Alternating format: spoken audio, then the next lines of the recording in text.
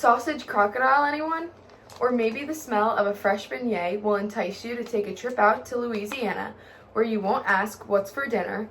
Instead, you'll head to the food trucks for a fresh meal you can't find anywhere else. Hi everyone, I'm Kaden Brandt, a food connoisseur and a curious student of street food in Louisiana.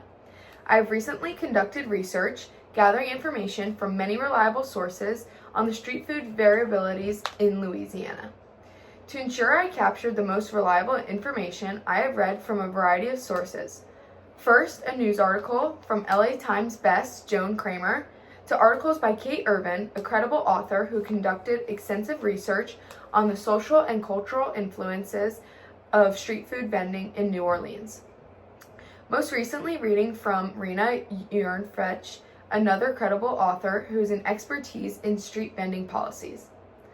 Ultimately, street food isn't just about finding a quick place to eat. It's about the overall experience and atmosphere that is felt in the city. Street food in Louisiana, specifically New Orleans, is not just a meal to suppress our hunger. It's about the culture and history rooted in the food, the hybrid authenticity between being a restaurant and being on wheels, and it's about understanding the challenges that vendors face when trying to create an atmosphere for customers. Starting off with the authentic culture and history rooted in the food. French, African, Spanish, and Creole cultures have all developed the dishes found within numerous street food trucks in Louisiana. The street food is influenced mainly from the blend of French, Spanish, African, and Creole cultures. According to Joan Kramer, a food critic from the LA Times, many signature dishes, such as gumbo and jambalaya, that are associated with Louisiana trace back to a combination of all of those cultures' dishes. They were created and passed down through generations.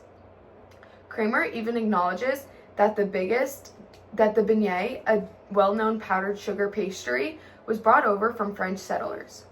This is now a staple in New Orleans, proving that modern-day street vendors are carrying on traditions from a diverse past. Now we will explore how these vendors incorporate new modern-day innovations through a concept Kate Urban calls hybrid authenticity. This is a concept explained by food trucks and street vendors blending the traditional foods with the evolving street food scene. According to Kate Urban, who conducted an in-depth study in New Orleans street food vendors, she found that they are blending culturally significant dishes with a modern-day delivery such as food trucks and food stands. She gave this concept the name of hybrid authenticity, referring to the choices of authentic food in a fast-paced scene. This approach allows vendors to accept their cultural roots and evolve their shops to the currently moving world we live in today.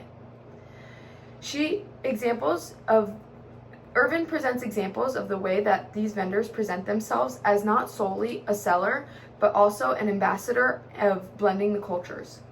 One of the food trucks she interviewed offered crawfish étouffée, resembling an authentic food and a modern-day food truck experience. These food trucks also do not live in the past.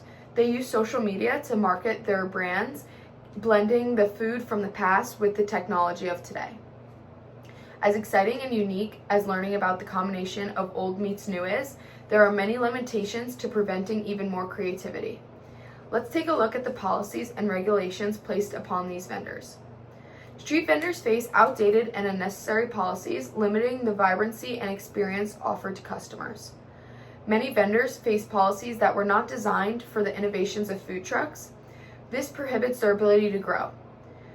Rena Uhrenfrecht, an urban policy expert, studied vending limitations in New Orleans, and she states that most of these city laws are based on outdated health concerns, prioritizing restaurants.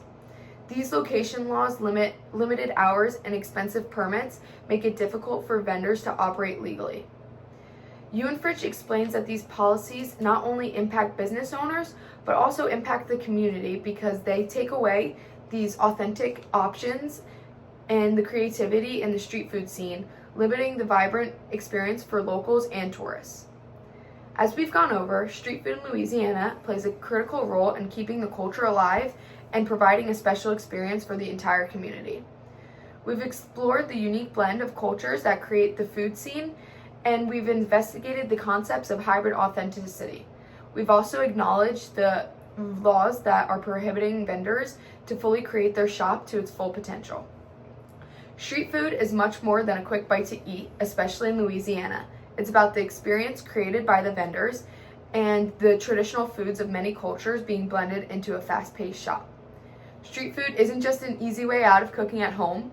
It connects to different cultures, traditions, and communities. Thank you.